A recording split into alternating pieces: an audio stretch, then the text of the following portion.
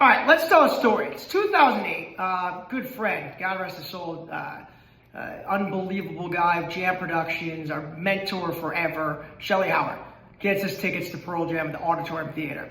It's actually not Pearl Jam, it's Eddie Vedder playing, so, you know. It's the first time he's ever played the Auditorium Theater. It's the first time he's ever played by himself, and the first time he's ever playing the full album of Into the Light. And he also, the whole big thing about it is that he used to go see movies there, which is unbelievable. So anyways, we go to this, and Todd Toberg, one of our best friends in the world, he's my designer back then, who loves Eddie Vedder. We have an extra ticket, 3 tickets. I don't know why we got 3 tickets, we get 3 tickets. So we call him up, want to go see Eddie. It's on a Tuesday night, I believe. And he's like, of course, great. We've got these amazing front row seats, just absolutely amazing for Eddie Vedder. We're all freaking out. This is absolutely amazing. And Eddie goes in. First of all, there's a guy named Glenn Haspert that we didn't know who he was. He'll come later in the story, but we had no clue who he was. He had an opening act. So Pearl Jam never, ever has an opening act, but Eddie decided to have this guy, Glenn Haspert, open up, and once again, we'll tell him. And he actually, I think he won an Oscar for a movie. So a really well-known guy. So anyways, he opens up, and he's amazing.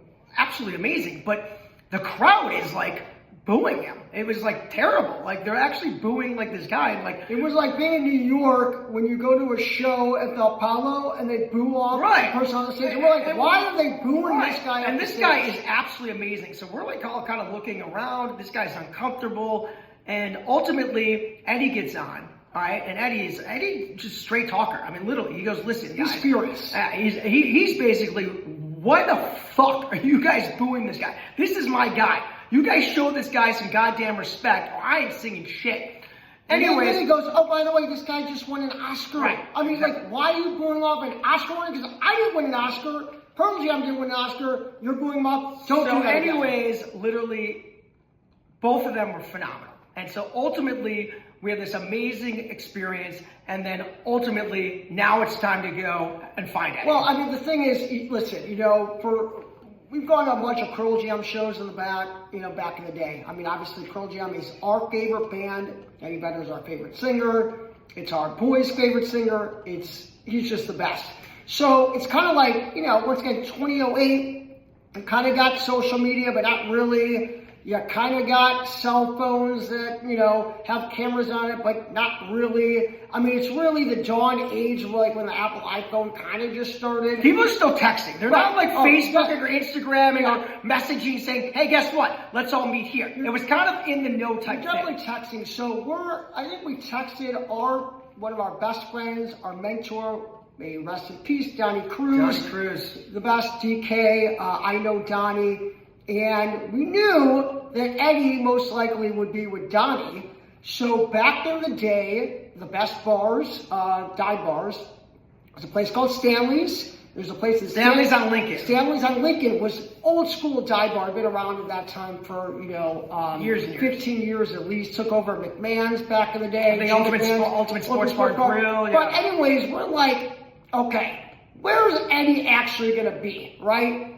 He's probably going to be at a low-key place. So there's a place called Stanley's on Racine. And they just opened it? So it was a kind of a thought that if they just opened that, he'd bring them there to get a little publicity. But Donnie was never like that. But that's what we just maybe thought. Donnie was never about publicity. He never talked about celebrities. He never talked about baseball players. He never talked about the Blackhawks. He never talked about anybody. We just thought in our mind, that's probably where we're going to be. So anyways, Todd was driving. Listen, we thought this was going to be an early night. There's no way we're standing. Show was over at like 11. Yeah, show's over at 11. We don't have corporate jobs in the world. Right. It's the next day.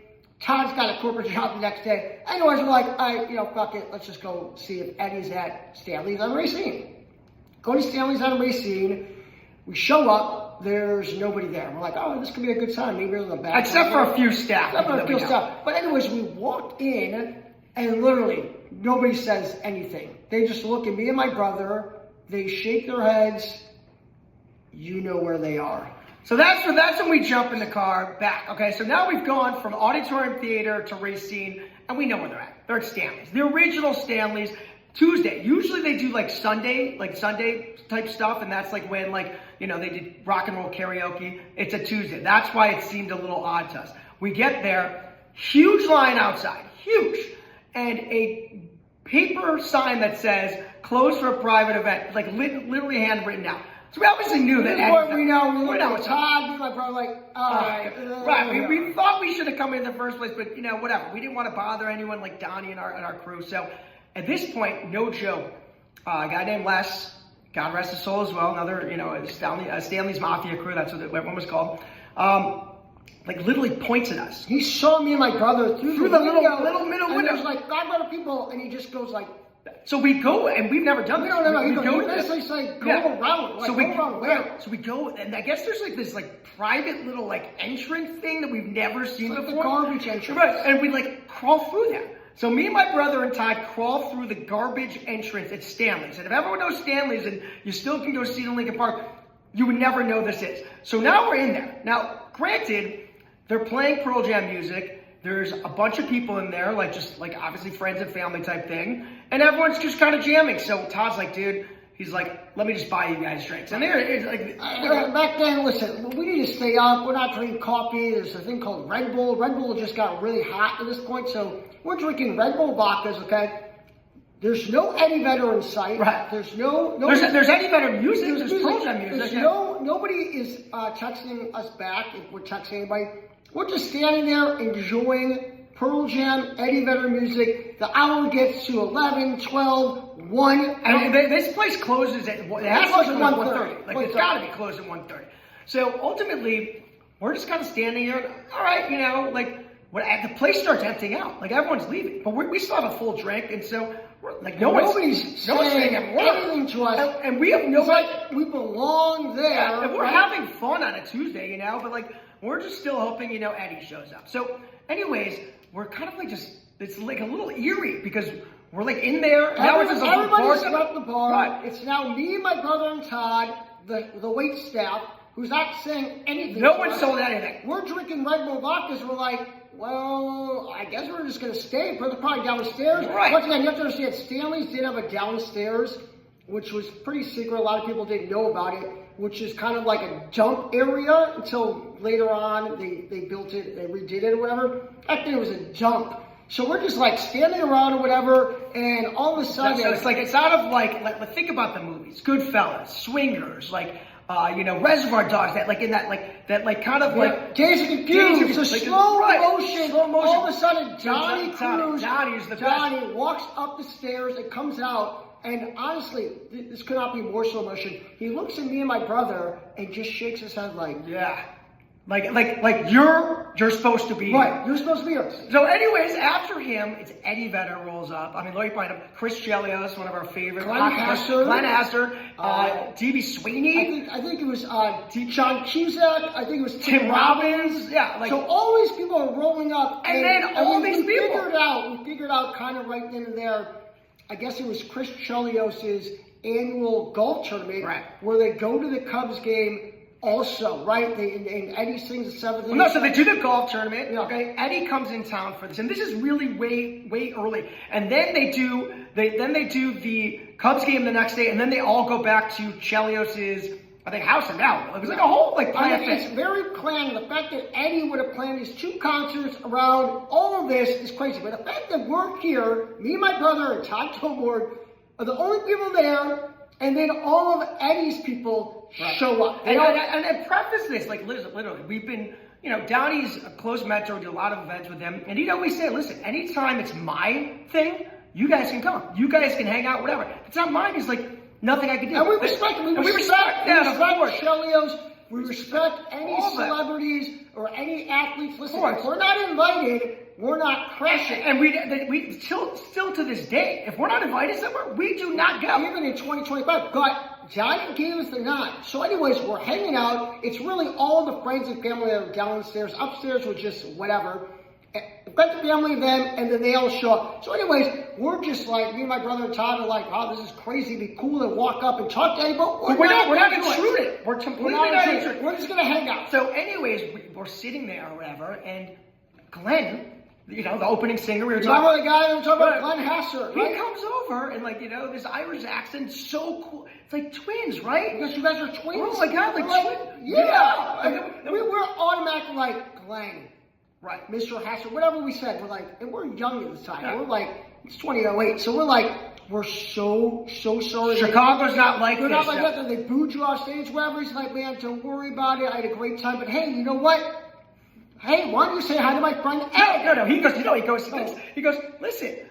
He goes, Ed, hey, Twins, if you met my friend Ed. Meet my friend Ed. Oh my God! So Ed is like, literally, Ed is like. Talk about Eddie Vedder. Right, obviously Eddie Vedder. And he is so cool, hanging out, whatever. And he's smoking a cigarette during that time. Okay, we don't smoke. This is 2008. Listen, We don't. I smoked when I was drunk.